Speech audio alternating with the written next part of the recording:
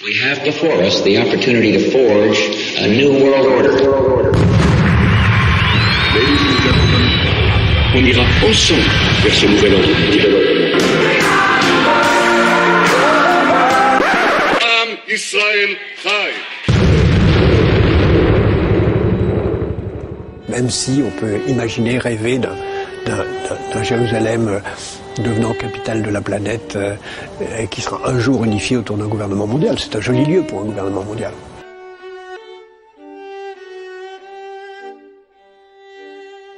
Très chers auditeurs de RFM, bonjour et bienvenue dans cette nouvelle émission des Chroniques de la paix universelle. Je suis Julien de RFM et je me trouve en compagnie aujourd'hui de Youssef Indy. Aujourd'hui, nous allons traiter de gros dossiers. Tout d'abord, nous nous attellerons avec Youssef à mettre au clair le concept de laïcité républicaine, tel qu'il est utilisé dans les chroniques assez nombreuses sur CNews de Éric Zemmour et notamment dans ses débats avec Alain Bauer, ancien maître du Grand Orient de France, et également Michel Onfray. Et Youssef nous livrera ses commentaires concernant la récente élection de Joe Biden. Alors, la laïcité est un idéal républicain qui est présenté comme supposé amener une fraternité universelle entre les citoyens par la tolérance, une fraternité entre toutes les formes de religion et de croyance. Ce que nous dit essentiellement Éric Zemmour, c'est que la montée de la délinquance, de la criminalité, de l'immigration au sein de la République française est à amalgamer également avec une certaine islamisation de certains quartiers qui deviennent des États dans des États et qui se coupent de la République française. La laïcité aurait donc une fonction un peu ambivalente, en ce sens qu'elle permettrait à d'autres religions de pouvoir rentrer et pénétrer sur le sol français, de pouvoir rentrer et adhérer à la République française, mais en même temps, en conservant cette différence, d'après Éric Zemmour, notamment la différence de l'islam, en conservant cette différence, notamment chez les populations d'origine musulmane qui cultivent une identité musulmane, donc liée à l'islam, pour Éric Zemmour, cela serait connoté à tout ce qui est augmentation de la délinquance, de l'immigration et de la criminalité.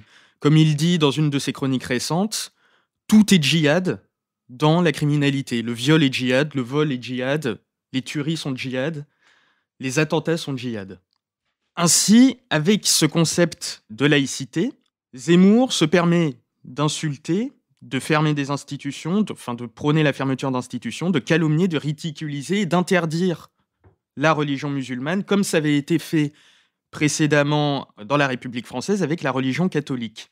Youssef, est-ce que vous pouvez revenir un peu plus sur l'origine de ce concept de laïcité, sur sa formation historique ?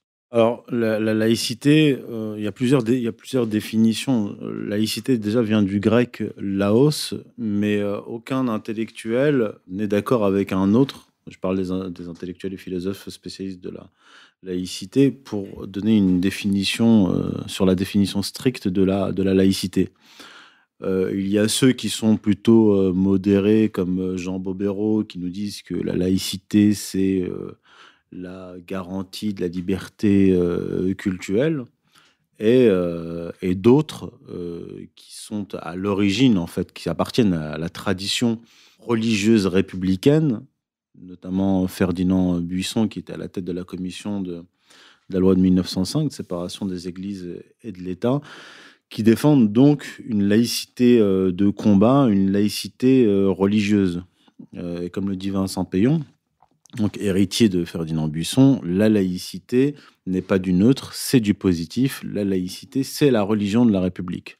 C'est également ce que dit Alain Bauer, qui est ancien maître du Grand Orient de France, je le rappelle. Il a dit sur le plateau de CNews que la laïcité n'a jamais et ne devait jamais être un concept neutre.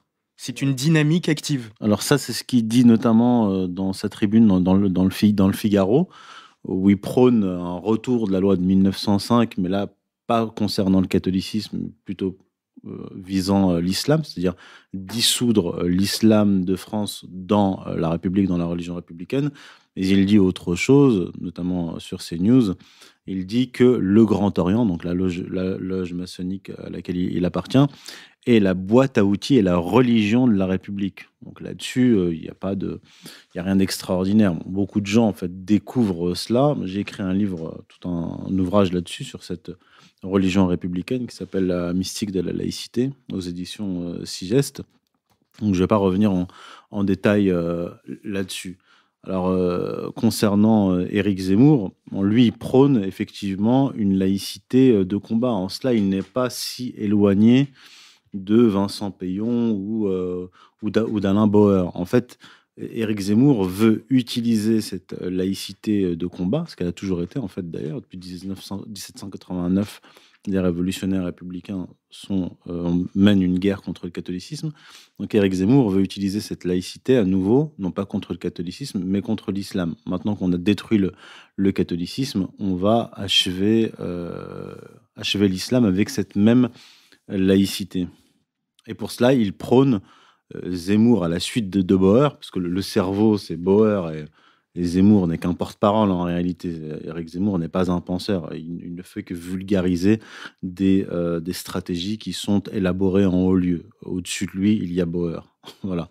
Et ce qu'il prône, Bauer, c'est une alliance contre nature des républicains laïcs avec les catholiques contre les musulmans. C'est pour ça qu'ils ont demandé à un certain nombre d'archevêques et de prêtres de valider les caricatures contre le prophète de l'islam, en s'alliant à Charlie Hebdo, vous voyez, alliance, ce qu'ils ont refusé à plusieurs reprises, deux archevêques à la télévision ont refusé de valider cela. Et, le droit à la calomnie. Oui, à l'insulte. En fait, on dit au blasphème, mais en fait, à ce stade-là, c'est pas seulement du blasphème, c'est de l'injure publique. Oui. Vous voyez, par exemple, on nous dit... Ça fait presque office de violence gratuite. Quoi. On nous dit, par exemple, le blasphème, c'est la liberté d'expression. Est-ce que vous pouvez publiquement injurier, par exemple, le président de la République sans sanction ? Non, vous ne pouvez pas. Quelqu'un qui vous dit oui, je peux insulter votre religion, c'est-à-dire ce que vous avez de plus sacré, au-dessus même de vos parents, ça fait partie de la liberté d'expression. Il faut lui répondre. Et si j'insulte votre mère, si je dis que votre mère est une prostituée et que je la calomnie, est-ce que ça fait partie aussi de la liberté d'expression ? Vous voyez, c'est pour quelqu'un qui n'est pas croyant, c'est comme ça qu'il faut lui présenter les choses. Oui, bien sûr. Ouais. Pour quelqu'un qui n'a plus rien de sacré, il faut revenir à des choses élémentaires.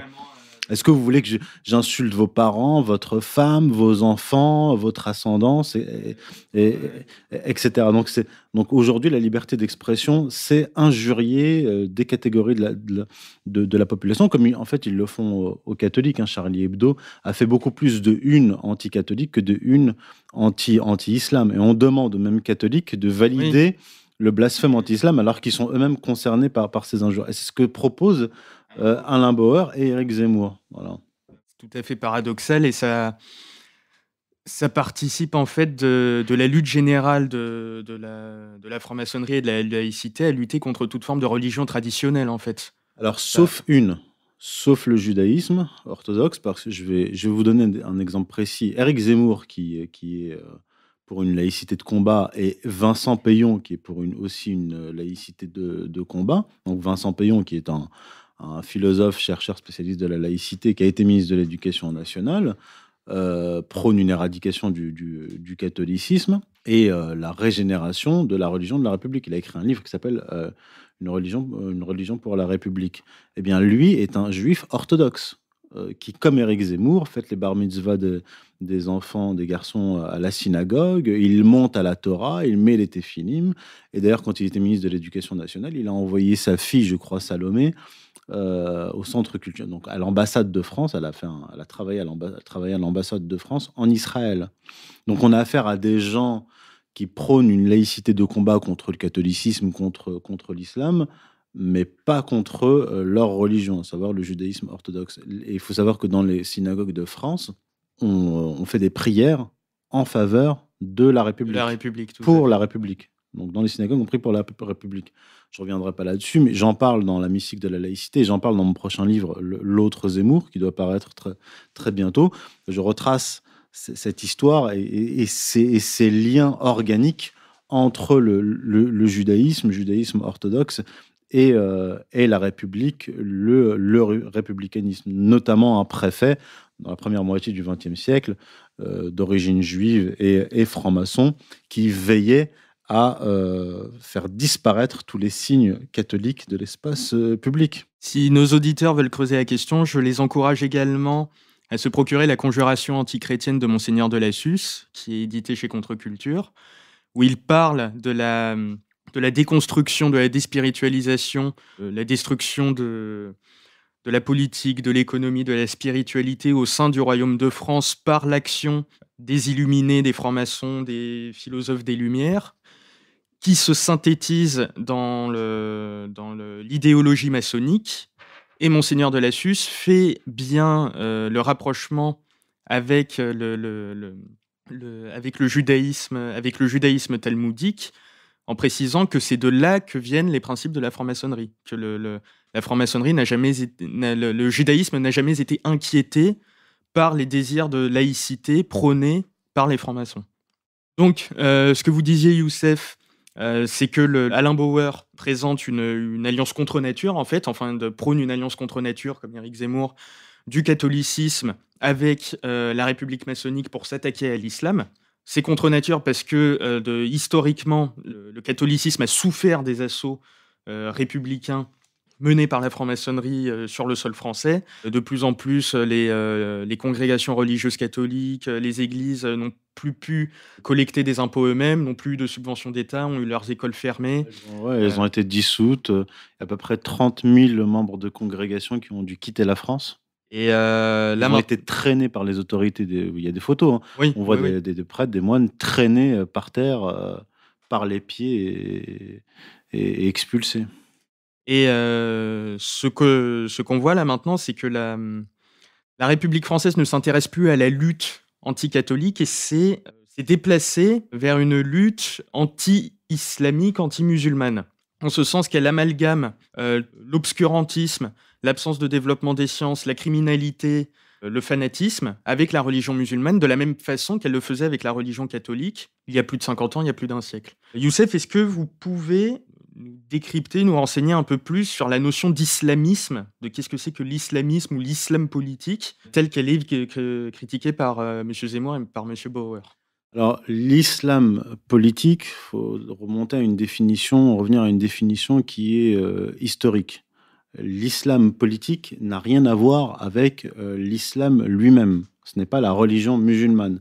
L'islam politique, c'est un ensemble de mouvements politiques qui sont nés notamment après l'abolition du califat.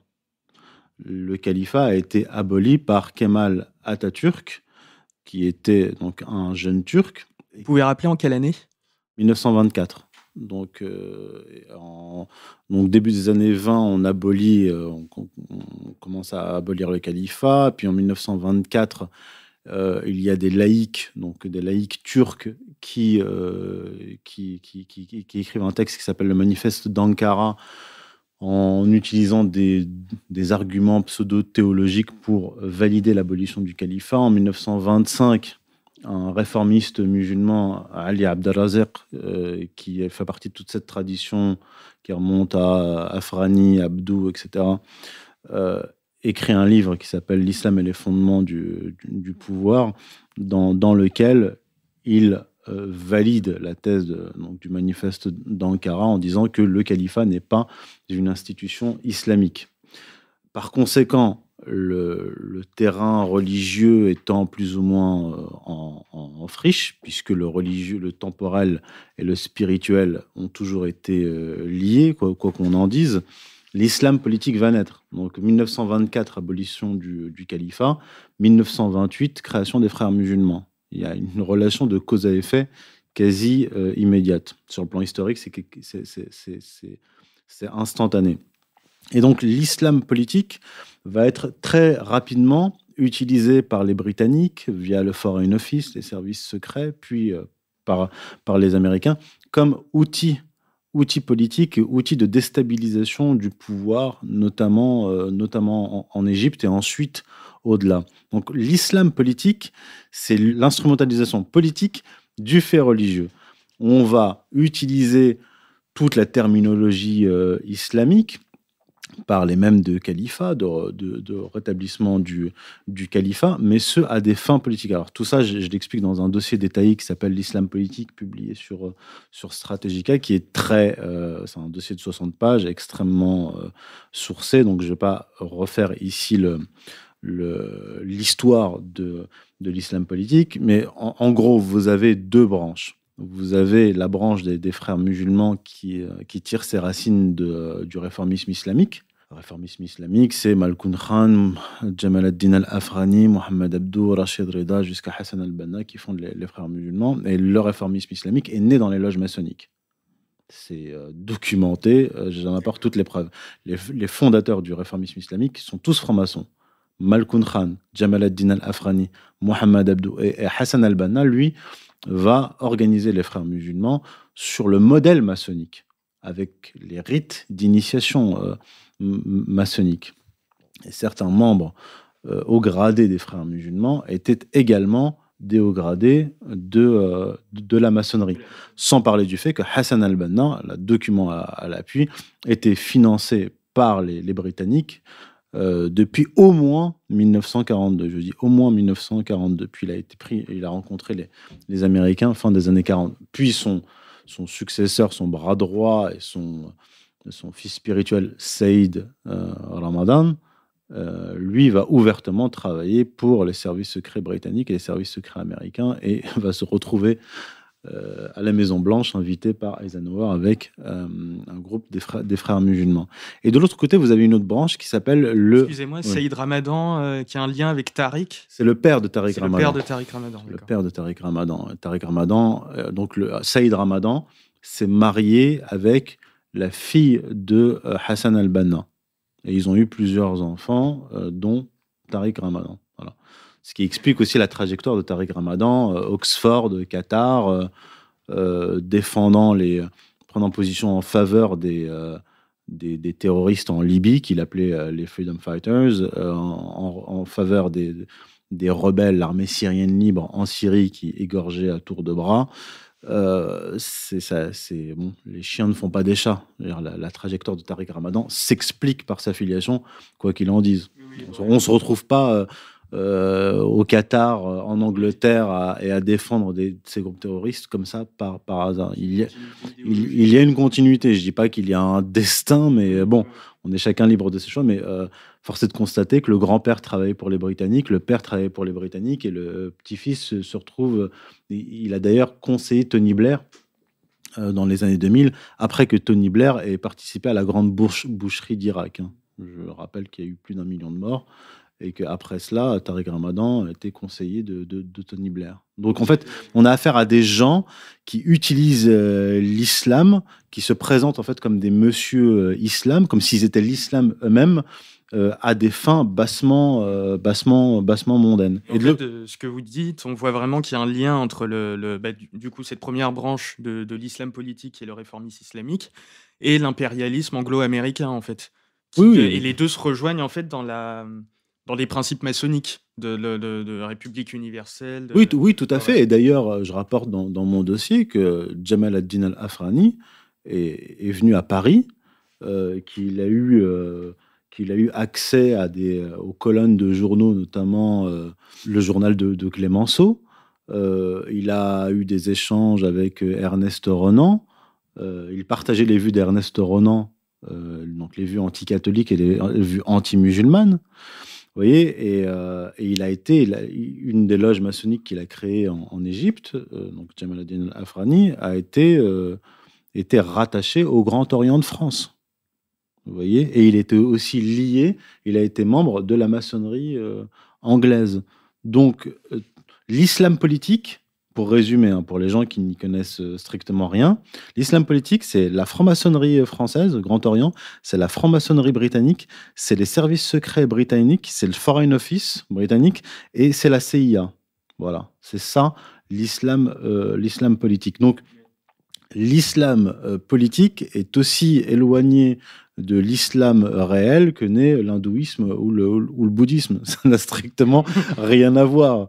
L'islam. C'est juste une coloration, en fait, le mot d'islam dessus. Enfin, Oui, on va coller, en fait, Hassan al-Banna va le faire, c'est-à-dire qu'il va coller une terminologie islamique sur un mouvement révolutionnaire de subversion et qui va être utilisé notamment après contre Nasser. Mais c'est une histoire compliquée parce que Nasser était lié aux frères musulmans, il faisait partie des officiers qui avaient d'ailleurs prêté allégeance aux frères musulmans, c'était des alliés avant que les frères musulmans ne se retournent contre ces officiers en faveur des Britanniques qui les finançaient. Et puis l'autre mouvement, c'est le wahhabisme, donc saoudo-wahhabisme, qui naît au XVIIIe siècle et qui va être finalement établi, c'est-à-dire le royaume saoudite établi le couronnement, si je puis dire, de Abdelaziz ibn Saoud en 1925, puis la création de l'Arabie saoudite en 1932, c'est-à-dire l'accaparement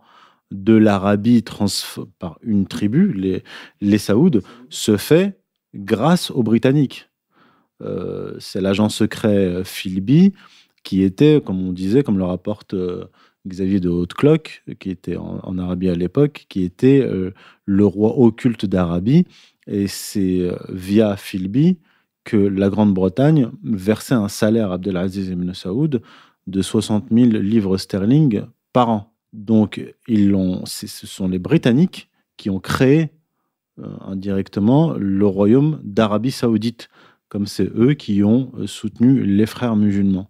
Donc l'islam politique, ces deux mouvements, frérisme, réformisme et wahhabisme, sont les deux principaux courants de ce qu'on va appeler l'islam politique aujourd'hui. Alors quand on parle aujourd'hui à la télévision, quand les hommes politiques, les journalistes dont fait partie Zemmour, etc., parlent d'islam politique, ils ne savent déjà eux-mêmes pas de quoi ils parlent.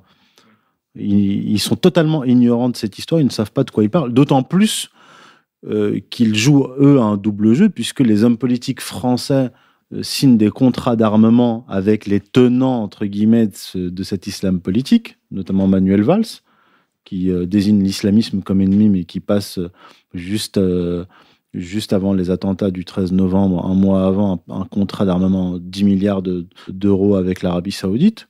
Éric Zemmour déclare sur CNews qu'il est tout à fait favorable à une alliance avec l'Arabie saoudite. Vous voyez, en fait, ces gens-là tiennent un double discours, c'est-à-dire qu'ils condamnent les effets alors qu'ils valident les causes. C'est eux qui sont ce ne sont pas les musulmans de France qui sont les alliés de l'islam politique. Les musulmans de France, à la limite, ils ne savent même pas ce que c'est que l'islam politique. On leur parle d'islam politique du matin au soir, mais la majorité d'entre eux ne connaissent pas l'histoire de l'Arabie saoudite, ils ne connaissent pas l'histoire des frères musulmans, ils ne connaissent pas l'histoire du réformisme islamique. Ils connaissent tout simplement l'islam traditionnel que leur a transmis leurs parents. Les hommes politiques français sont beaucoup plus impliqués dans l'islam politique que ne le sont les musulmans de France. Et je voudrais juste revenir sur quelque chose. Vous avez dit qu'il y avait une personnalité militante du réformisme islamique qui avait fréquenté Ernest Renan. C'est Jamal ad-Din al-Afrani. Enfin, fréquenter, c'est un grand mot, mais voilà. Et ils ont eu un échange. Jamal ad-Din al-Afrani a répondu à Ernest Renan qui avait donné une conférence. Je rapporte le texte d'Afrani, c'est paru dans un journal en France, en 1883, où en fait il valide toutes les thèses d'Ernest Renan.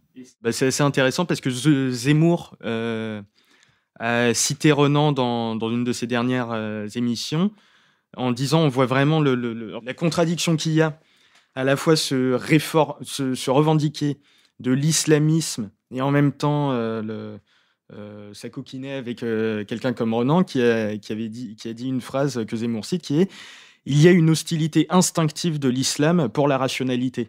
Il y a une hostilité instinctive de l'islam pour la rationalité. Tout ce qui vient de l'islam, et notamment la langue arabe, est hostile à la science, car la science est d'après sa définition, une émancipation de l'esprit par rapport au message de Dieu, alors que l'arabe est connoté au Coran, donc connoté à la religion, donc hostile à la science. Il n'y a pas de développement scientifique, il n'y a pas de développement philosophique, il n'y a pas de développement artistique dans une civilisation qui prendrait comme langue l'arabe. Et des personnes qui prônent ça se retrouvent des alliés idéologiques du réformisme islamique. Vous voyez ce que je veux dire ? Il y a quelque chose de très contradictoire, quoi, entre l'islam politique et l'islam. Oui, alors, je vais quand même répondre là-dessus.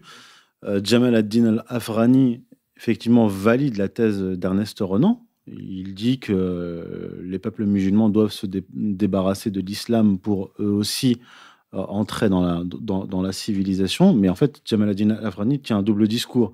Il tient un discours vis-à-vis des populations arabophones. Il fait même la promotion, l'apologie du fanatisme.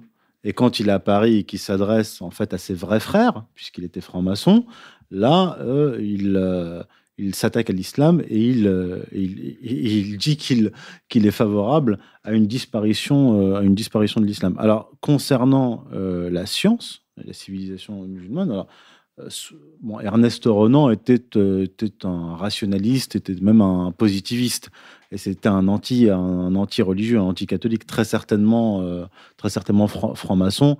Donc on se cache derrière un magistère, une sorte de magistère intellectuel pour faire la promotion d'idéologie rationaliste, progressiste, maçonnique. Or, si on se penche sur l'histoire de l'islam, dès les premiers siècles, il y a un essor intellectuel et scientifique comme rarement il y en a eu dans même l'histoire de l'humanité.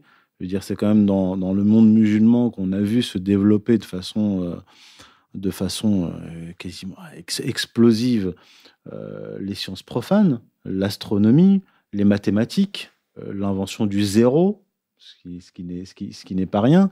Les canons de la médecine jusqu'à l'époque moderne viennent d'où ? Ce sont les canons d'Avicenne, Ibn Sina, qui était un philosophe musulman et un scientifique musulman. Il est même le fondateur de la géologie. Et vous avez un certain nombre de scientifiques qui vont notamment développer des théories sur l'optique. Le fait que la lumière ne vienne pas des yeux, mais que les yeux reflètent la lumière, c'est un scientifique musulman qui va le découvrir. Son texte traduit en latin par des moines va se retrouver dans les mains de Descartes, et Descartes va reprendre cette étude scientifique et va se l'approprier. C'est pas pour rien si un certain nombre de moines, notamment en Italie et en Espagne, vont apprendre l'arabe pour traduire des traités scientifiques de l'arabe au latin. Alors il faut lire des ouvrages que certainement n'a pas lu Éric Zemmour, des livres comme par exemple ceux de Sigrid Hunke, qui est une élève de Martin Heidegger, une Allemande, qui a écrit un livre qui s'appelle « Le soleil d'Allah brille sur l'Occident ». Je recommande au lecteur de lire aussi L'expansion musulmane de Robert Mantran. Robert Mantran qui est un des plus grands turcologues du XXe siècle, qui a écrit un classique sur l'expansion musulmane.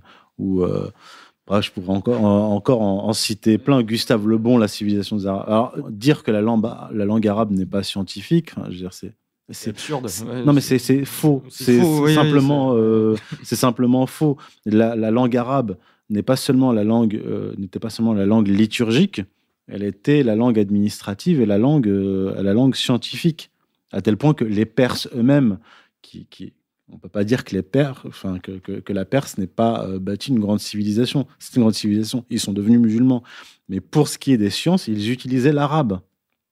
Ça veut bien dire que c'est une langue qui était utile. La langue arabe contient entre 60 000 et 80 000 mots, d'accord ? Mais la langue arabe, la quasi-totalité de ces mots sont des mots polysémiques. C'est-à-dire ce sont des mots qui ont plusieurs sens. Vous avez des mots arabes qui ont plusieurs centaines de significations différentes. En fonction du contexte et de la construction de la phrase, ça peut prendre une... Donc, on peut... Donc, de façon concrètement, la langue arabe a plusieurs centaines, plus de 100, et encore là, je suis gentil, plus de 100 000 mots dans son vocabulaire. les mathématiques étaient faites en arabe, les textes poétiques, etc. Donc, dire que non, c'est absolument faux. C'est un mensonge, mais Éric Zemmour est coutumier du fait. Enfin, Éric Zemmour, c'est simplement un propagandiste. Simplement un propagandiste. Je voudrais également vous poser une question, parce que dans une récente interview qu'il a fait avec Michel Onfray, Zemmour et Onfray parlent du fait qu'on vit une guerre de civilisation sur notre sol, que la délinquance augmente, qu'il y a de plus en plus d'attaques au couteau, et qu'on vit la guerre du bloc judéo-chrétien contre le bloc islamique. Le bloc judéo-chrétien, qui serait les racines historiques de la France, serait en fin de vie. On cultiverait la haine de soi à l'école. Le français serait un facho, il faut le détruire avec l'idéologie féministe, antiraciste, LGBT, décoloniale, etc. Et elle subirait les assauts de l'implémentation naturelle d'un bloc islamique qui, lui, serait impérial, qui s'indigne du matérialisme occidental, et du coup qui serait en quelque sorte l'avatar de Daesh, qui veut former un califat, enfin un État islamique, un califat islamique. Et je voulais vous demander quelle était la différence entre le califat dont vous avez parlé en début d'émission, qui a été aboli en 1924, notamment par l'initiative de l'islam politique, et le califat mondial qui, lui, est prôné par Daesh et qui est issu de cet islam politique. Alors, le califat de Daesh est un faux califat, parce qu'il faut rappeler quand même que Daesh a été constitué dans une prison américaine à Bassora, en Irak, qu'elle est la résultante de la fusion de membres, de cadres d'Al-Qaïda et d'officiers supérieurs de l'armée de Saddam Hussein. Donc, on ne peut pas dire que ce soit le fruit de l'islam traditionnel. On a d'un côté des baasistes absolument pas religieux, qui ne sont même pas musulmans, certainement même athées, qui vont s'allier à Al-Qaïda. Al-Qaïda, je rappelle que c'est une création américaine, sous Jimmy Carter, lorsque Zbigniew Brzezinski était conseiller et à la tête de celui qui gérait la sécurité intérieure des États-Unis. Je crois que c'était ça son poste. En tout cas, c'est lui qui a créé de son propre aveu. Il a créé Al-Qaïda. Pour aller déstabiliser l'Afghanistan. Voilà, pour combattre les soviétiques, en fait, en Afghanistan, et décomposer l'Union soviétique. Donc, on a d'un côté une création américaine, Al-Qaïda, des baasistes du renseignement militaire, donc de l'armée de Saddam Hussein, qui vont s'allier dans une prison américaine pour créer Daesh. Et tout l'armement de Daesh vient des États-Unis. D'où venaient les pick-up, d'où venaient les armes, et puis régulièrement l'armée. Et puis l'armée américaine régulièrement. Enfin, je veux dire, en plus, elle s'est retirée pour laisser de l'espace, l'espace vital à Daesh, pour qu'il puisse se constituer tranquillement. Et puis très régulièrement, de ce qu'on sait, il y avait des largages accidentels d'armes, donc par les Américains, dans des zones contrôlées par Daesh. Donc Daesh, même Wesley Clark, qui est quand même l'ancien commandant suprême de l'OTAN, a déclaré « Nous, les Américains, avons créé Daesh à la demande pour rendre service à notre allié dans la région. » Bon, qui est l'allié dans la région ? C'est certainement pas l'Iran, c'est Israël. Voilà. D'ailleurs, Daesh, je crois un des membres de Daesh avait déclaré qu'il n'attaquait pas Israël parce qu'il n'en avait pas reçu l'ordre de Dieu. À croire que Dieu leur parle directement. Donc ça, c'est le califat CIA Mossad, Daesh. Le califat islamique traditionnel, c'est une création du prophète lui-même à l'époque, lorsqu'il était à Médine, et c'est la constitution d'un État religieux sur le modèle classique traditionnel, où le temporel et le spirituel sont liés. D'ailleurs, Jean-Jacques Rousseau le disait, il disait l'islam ne connaît pas le problème qu'a connu le monde chrétien, parce que dans le monde chrétien, il dit on n'a jamais su qui, du prince ou du pape, avait le pouvoir. Et ça, c'est une résultante d'une histoire complexe dans le monde chrétien, parce que le christianisme était persécuté, puis il a été, 313, l'édit de Milan qui met un terme aux persécutions, 325 officialisations, mais le christianisme se retrouvait, validé, créé institutionnellement par l'empereur Constantin. Donc le pouvoir temporel était au-dessus du pouvoir spirituel, au-dessus du pouvoir religieux. Et puis petit à petit, l'Église s'est émancipée et puis a commencé à rogner des parts sur le pouvoir temporel, mais il y a toujours eu une dialectique entre et puis une confrontation, Oui. parfois même. On a vu ça avec Philippe le Bel, notamment, jusqu'à Louis XIV.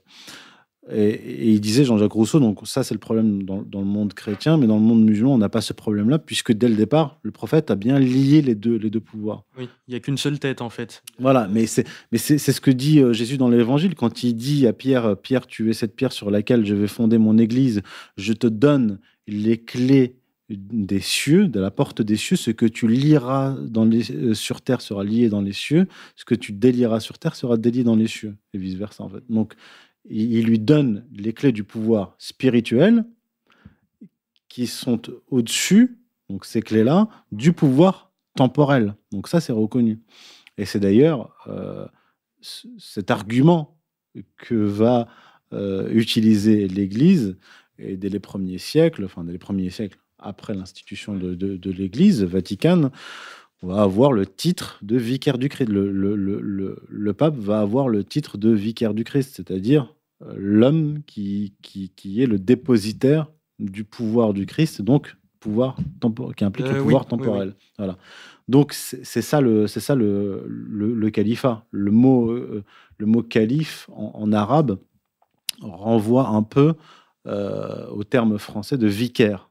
Donc c'est le dépositaire.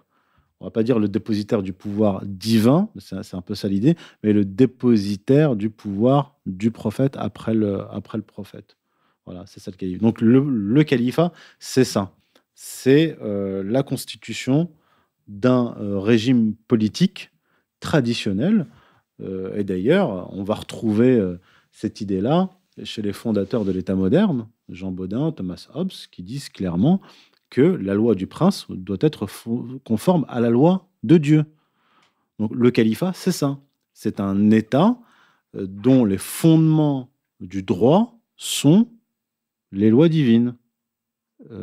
Oui. Hobbes et Bodin ne disent pas autre chose.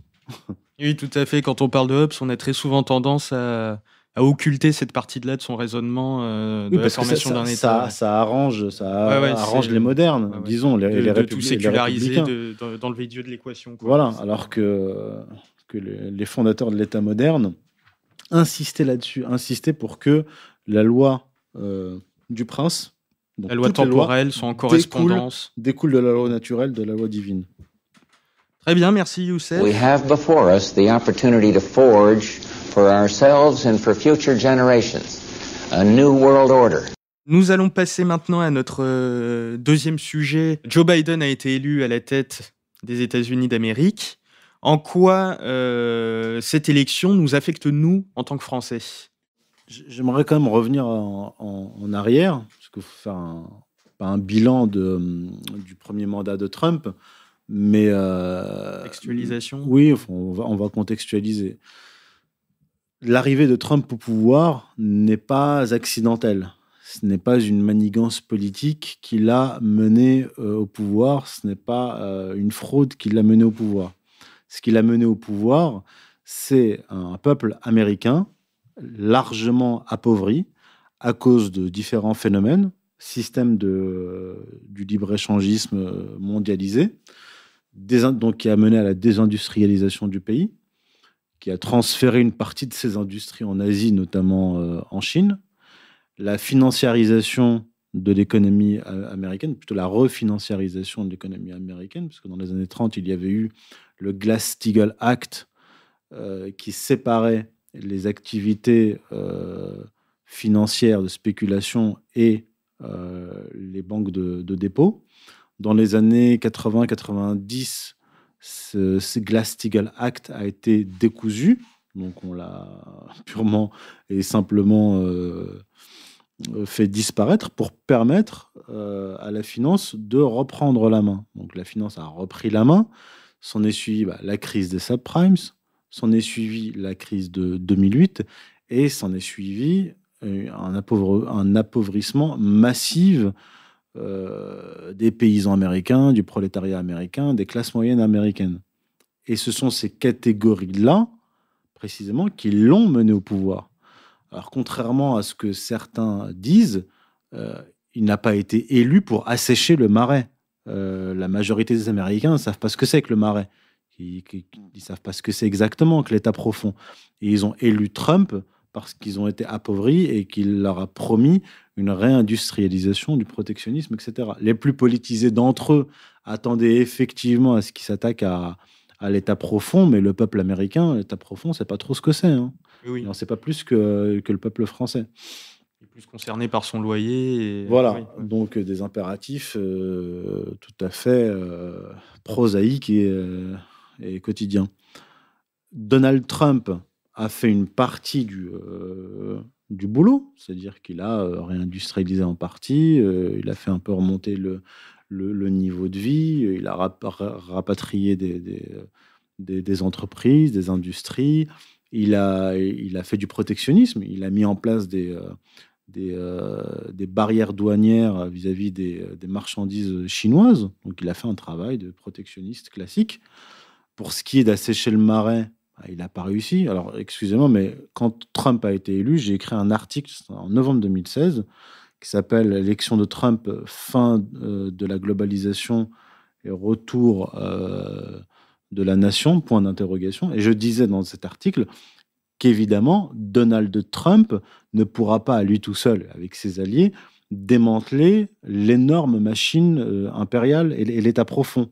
Ça, c'était évident. Je ne suis pas particulièrement pessimiste, ni particulièrement optimiste, mais je suis réaliste. J'ai jamais dit il a un plan, un super plan par lequel il va démanteler l'État profond, une machine aussi gigantesque. Non, moi je l'ai dit dès le départ, donc je ne suis pas surpris qu'il ait échoué à ce niveau-là, parce que quelque part, même s'il fait partie de l'oligarchie américaine, c'est un outsider par rapport à l'État profond et à la politique à Washington. Bon, Biden a été élu. Il a été mal élu. Il est évident qu'il y a eu des irrégularités. Quelques-unes. Maintenant, en fait, ce qu'oublient souvent les analystes, c'est la dimension sociologique et socio-culturelle. C'est-à-dire que vous pouvez faire un coup d'État. Voilà, vous pouvez trafiquer les votes, voler une élection, mais vous ne pouvez pas empêcher des courants socio-culturels de s'enraciner et d'évoluer. Je vais vous donner un exemple. Donald Trump a réussi à faire voter républicain, en fait, pour lui, pas pour le parti républicain, une importante part de latinos et une part relativement importante des Noirs américains. Il est le premier à avoir fait ça. Les républicains n'ont jamais réussi à faire ça. Donc, ce n'est pas les républicains qui l'ont fait, c'est le Trumpisme qui l'a fait. Et il l'a fait, pas parce qu'il a dragué les latinos et les noirs. Hein. Il ne leur a pas fait des bisous comme le fait Hillary Clinton et Biden. Non, il a mené une politique protectionniste économique qui leur a été favorable. Donc, eux, qui sont des gens normaux, voilà, et ils ont trouvé un emploi ou retrouvé un emploi, et ils ont par conséquent voté Trump. Donc, il va y avoir des conséquences, même si Trump a perdu, il va y avoir des conséquences socio-culturelles sur la durée, et donc politiques. C'est-à-dire que même si Trump disparaît de la scène, le Trumpisme, lui, n'a pas disparu. En fait, le Trumpisme, c'est quoi ? C'est du populisme, d'une certaine manière, où c'est un discours et une action politique favorable au peuple. Le peuple, c'est quoi ? C'est les paysans, le prolétariat et les classes moyennes. Dès lors que Biden va entrer en fonction et qu'il va mener sa politique de type sorosienne, de désindustrialisation et de tentative de dictature numérique, les acquis du Trumpisme vont émerger. C'est-à-dire que toute une partie de la population américaine qui a goûté un peu de ce protectionnisme et qui a vu que c'était possible, c'est-à-dire concrètement de remonter la pente, risque de réagir, je ne sais pas exactement quand, comment, mais de façon relativement violente. D'autant plus que les républicains vont avoir un problème, c'est-à-dire que les républicains, les personnalités républicaines soutenues par Trump, si elles ne défendent pas les intérêts de ces catégories qu'a défendu Trump, ils vont être désavoués. Et ce qui va se passer aux États-Unis dans les prochains mois, les prochaines années, va être très, très intéressant. On peut imaginer des États qui vont faire sécession. On peut imaginer des révoltes locales plus ou moins violentes. Donc, il va se passer quelque chose. Maintenant, pour répondre à la question par rapport à la France, bon, je vais essayer d'être optimiste. Qu'est-ce que, concrètement, l'élection de Trump, le mandat de Trump, a apporté de positif aux Français? Je vous pose la question à vous, Julien. Est-ce que vous pouvez me dire, concrètement, voilà, l'élection de Trump... Qu'est-ce que ça a apporté de positif? A apporté ça concrètement à la France. Ça a changé quelque chose. Ça a empêché quelque chose qui n'aurait pas pu qui aurait pu se passer de négatif. Est-ce que ça a empêché l'élection de Macron? Non. C'est difficile. Hein. Ouais, c'est assez difficile à répondre. En fait, il n'y a pas eu d'avantage immédiat. Ouais. Tout simplement parce que Trump est le président des États-Unis et qu'en plus de ça, Trump, en isolationniste, peut-être suivant un petit peu les recommandations de Brzezinski avant de mourir, s'est désintéressé de la France et de l'Europe, en fait.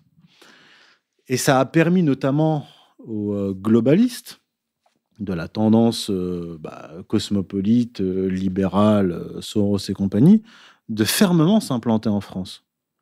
On peut dire que la France a un train de retard par rapport aux États-Unis. C'est-à-dire que Trump, élu aux États-Unis, n'a pas empêché l'élection du LGBT, du produit LGBT banque qu'est Macron en France.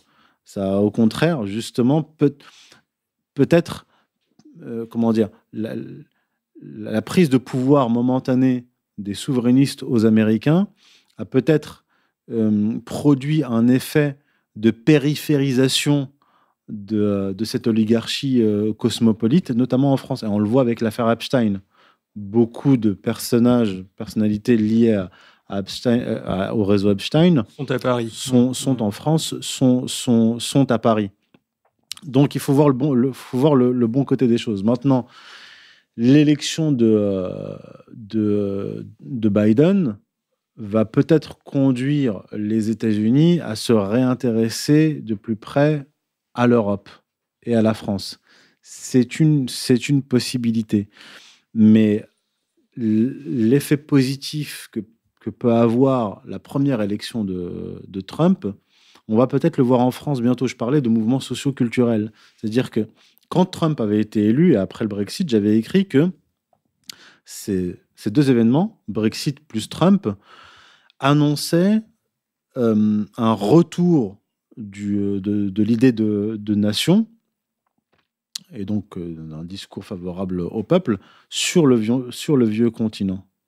Et il est possible, effectivement, que ce qu'a fait Trump aux États-Unis, c'est-à-dire en fait son discours, quand même, il a réussi à mener un discours d'opposition à l'oligarchie tout en étant le président de la première puissance mondiale.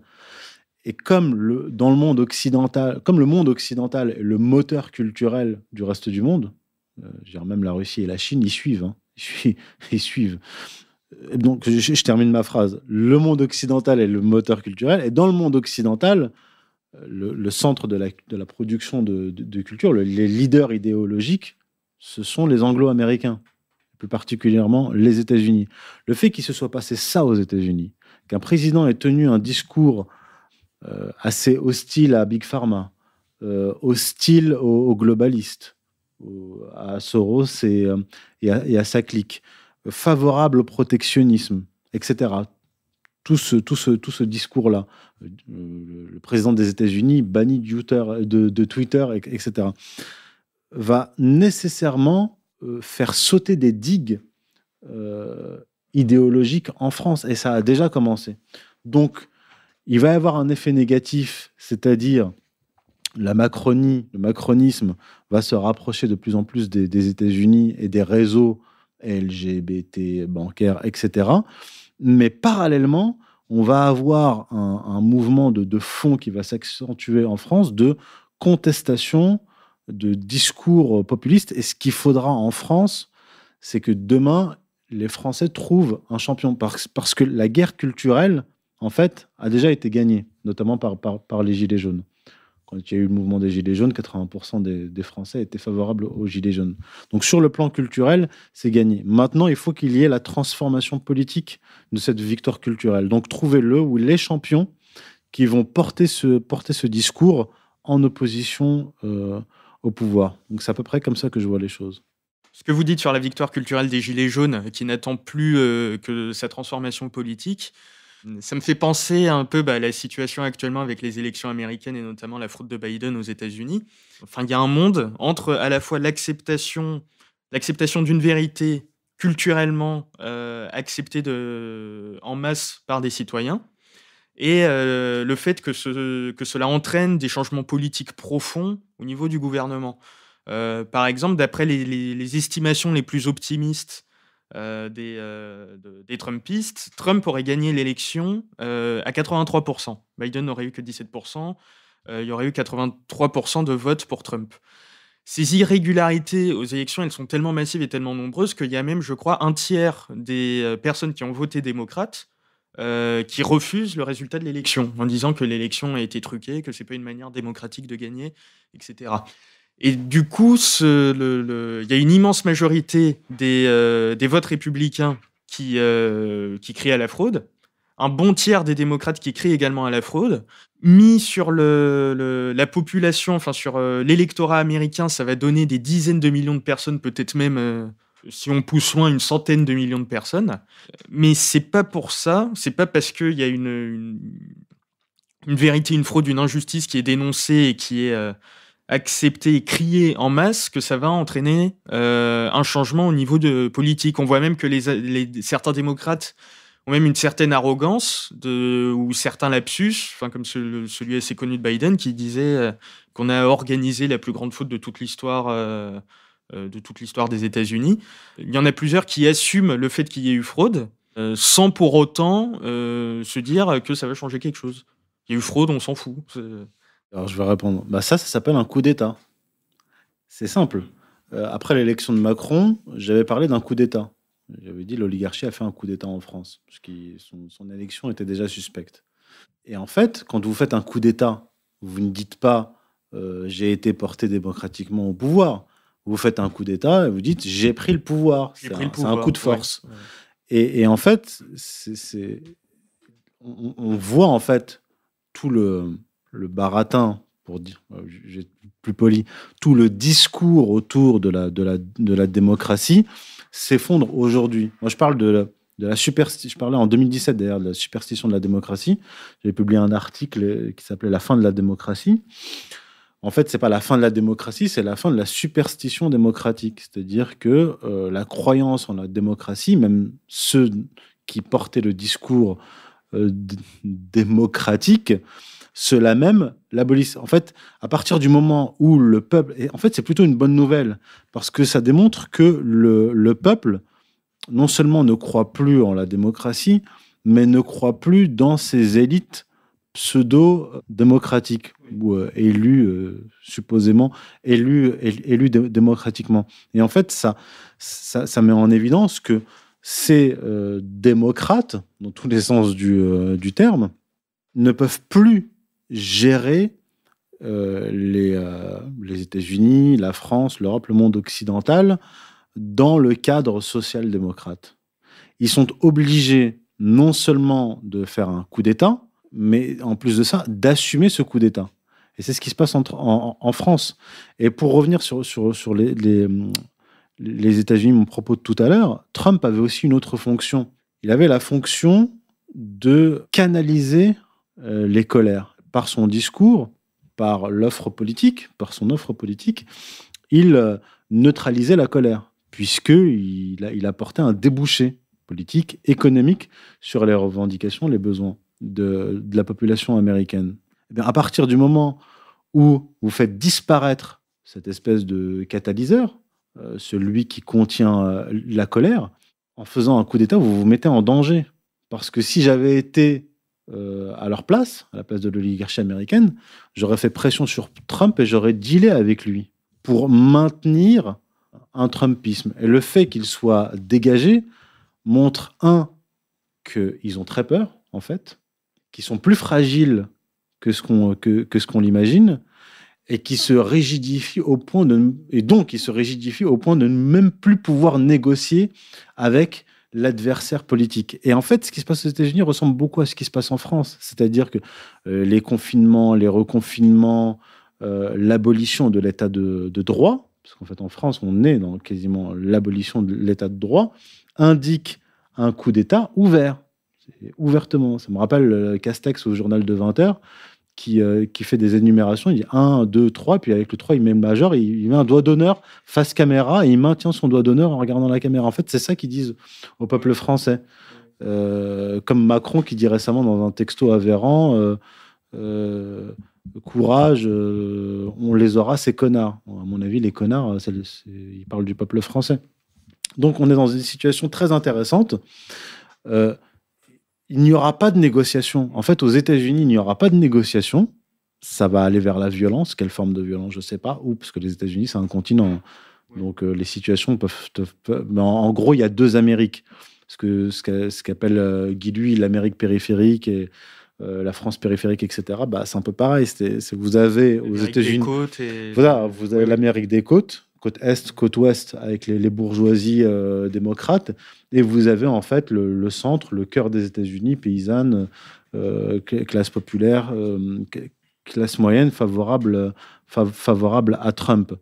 Et en France, vous avez un peu, c'est la même configuration, c'est la France périphérique. Donc il n'y aura pas de négociation, et il y aura une confrontation. Et c'est pareil pour la France. En France, les élites ont tout intérêt à apporter des réponses et des solutions, une perspective politique à la population qui est en demande d'emploi, etc., de sécurité. Or, ils ne le font pas. Donc, ils vont aller au clash. Donc, ce qu'on va avoir dans les mois qui viennent et dans les années qui viennent, que ce soit en France ou aux États-Unis, c'est un retour de la violence politique. La violence politique avait été encore, dans le discours des élites culturelles qui sont au pouvoir maintenant, jusqu'à mai 68, était légitimée. Mais ceux qui légitiment le discours de la violence politique, ceux qui tiennent le discours de la violence politique, une fois qu'ils ont le pouvoir, condamnent la violence politique. C'est ce qu'avait fait BHL et Glucksmann. Ils avaient un discours favorable en 68 à la violence politique. Une fois qu'ils ont pris le pouvoir, ils ont condamné la violence politique, comme ils condamnent aujourd'hui les gilets jaunes. Eh bien, cette violence politique, qui a été suspendue momentanément, va revenir. Elle va revenir en France, elle va revenir d'autant plus aux États-Unis, qui est un pays qui est historiquement violent et où le port d'armes est autorisé, en tout cas en fonction des États, et où il y a plus d'armes en circulation qu'il n'y a de citoyens. Donc voilà pour répondre. J'espère avoir été clair. Merci Youssef. Merci à vous. À bientôt. Chers auditeurs, merci d'avoir suivi cette émission. Je vous retrouve le mois prochain pour la 17e édition des Chroniques de la paix universelle. We have before us the opportunity to forge a new world order. Ladies and gentlemen, on ira ensemble vers ce nouvel ordre mondial. Am Israël Chai. Même si on peut imaginer, rêver d'un Jérusalem devenant capitale de la planète et qui sera un jour unifié autour d'un gouvernement mondial. C'est un joli lieu pour un gouvernement mondial.